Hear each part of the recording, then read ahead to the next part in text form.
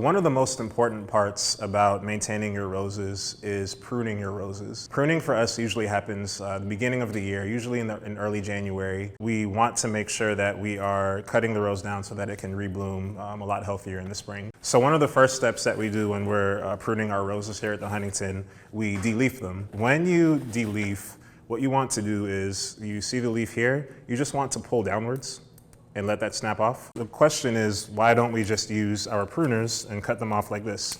So if you look at your leaflet here, and when you pull it off, if you look at the bud that's growing under it, there's a part of the plant called a stipule.